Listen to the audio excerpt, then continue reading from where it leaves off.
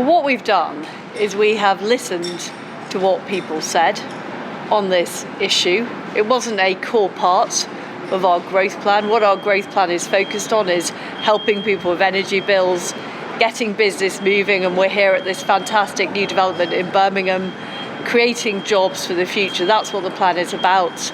It was becoming a distraction, so that's why we immediately changed that policy, and that's the kind of government we are. We do respond when there are concerns, and we act quickly. Viewers will have heard you not answer the question about whether you trust your Chancellor, given the scale of the mistake that you say he made. Are you sure you don't want to say you trust your Chancellor? I work very, very closely with my Chancellor. We're very focused on getting the economy growing. And that's what people in Britain want. We're facing difficult economic times. We're seeing rising interest rates around the world, very serious issues with energy prices and inflation. And we've acted decisively.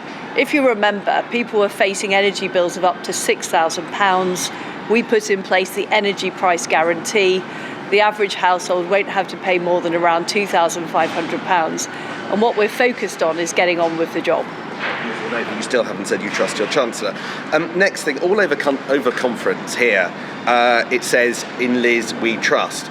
But why should people at home trust you to deliver what you say you're going to do? Look at your agenda: benefit uprating, planning regulations, environmental changes, childcare regulations. Your MPs have shown they can stop you doing things, and they say that they're going to stop those things as well. How on earth can you deliver your agenda now? Well, look at what we've already delivered. We've already delivered the energy price guarantee from the 1st of October, making sure people aren't facing these huge bills going into winter. We've already delivered on reduced stamp duty, helping homeowners. We've already delivered on keeping corporation tax low, so we can bring in investment into fantastic cities like Birmingham. And we will continue to deliver. It's vitally important that we grow the economy. That's what's going to help people get on in life, help people with those high-wage jobs that we need to succeed as a country. Do you welcome Penny Mordaunt this morning making clear her views about what should happen to benefits rising in line with inflation? Are you listening to Penny?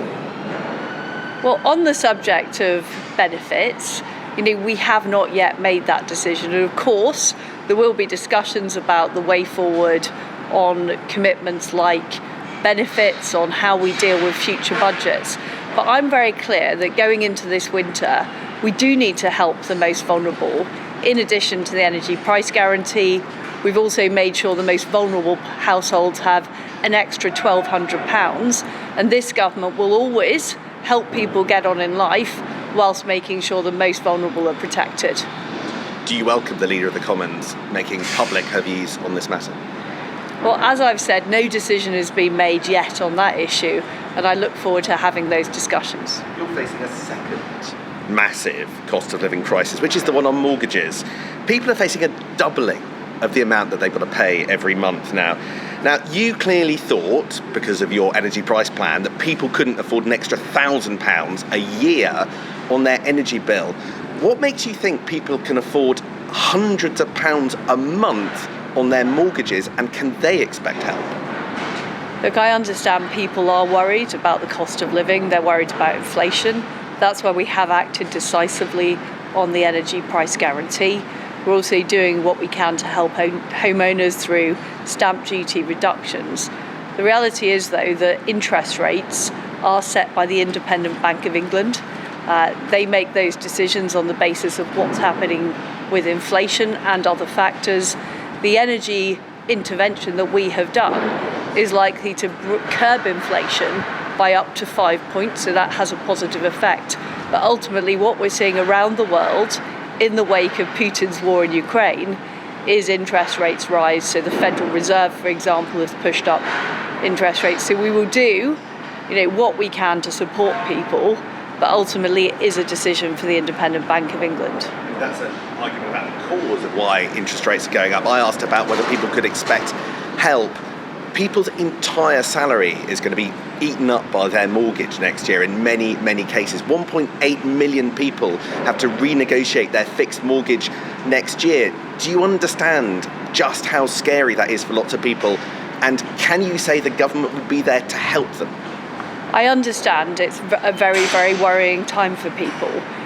Let's remember where we were 4 weeks ago. People were facing energy bills of up to £6,000. We've helped with those energy bills across the board. We've helped businesses who could face going out of business through a business energy scheme as well. And we're also reversing the increase in national insurance to put more money back in people's pockets. So yes, these are difficult times, but we will do as a government what we can to help people get through, at the same time as making sure we're building the positive economy of the future, because ultimately it's economic growth that is going to deliver the higher wages, the greater opportunities for people that are going to enable us to succeed in the future. Yesterday, the energy regulator warned that there could be blackouts over this winter. That's something you said in the leadership campaign you would not let happen.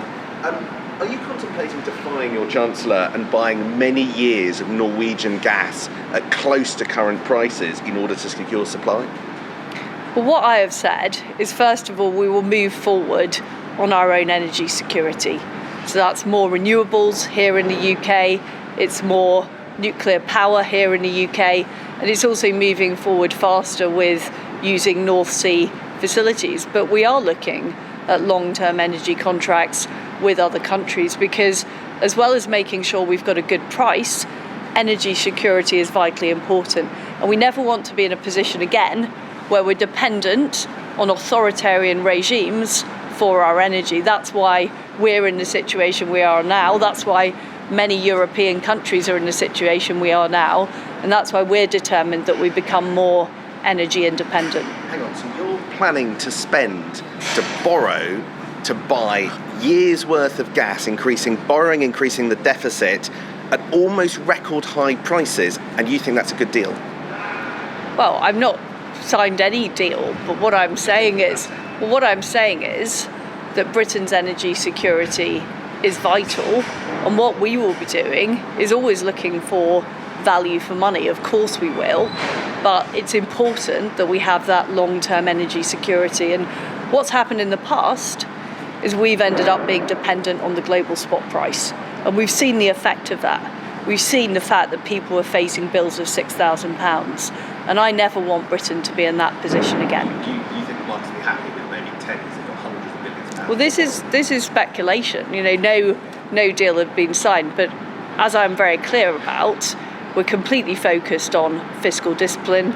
We will be bringing down the debt as a proportion of GDP over the medium term, but making sure we've got energy security is clearly vital for our country. In order to basically square the books, do you think you're going to end up raising the retirement age, the pensionable age, beyond 67? Well, you're asking me to speculate about all kinds of decisions that haven't yet been made. What's first of all important is that we dealt with the energy prices people were facing. We've helped to curb inflation through that intervention. We've reduced taxes to get the economy growing. We're going to be doing economic reforms in areas like moving faster with building projects, moving faster with transport projects to get the economy going. And that is what we need to do, because we are facing a very difficult international situation, a slowing global economy. So yes, I will do what it takes to fix those issues. Finally, are you enjoying being Prime Minister? I am. It's a challenging role. It's a challenging time. But what I am focused on is delivering for the British people. Is it harder than you thought? I came in with very clear expectations that this was a tough time for our country. But I'm prepared to do what it takes to get us through these difficult times, to get us through this difficult winter, and to come out stronger as a country. Thank you.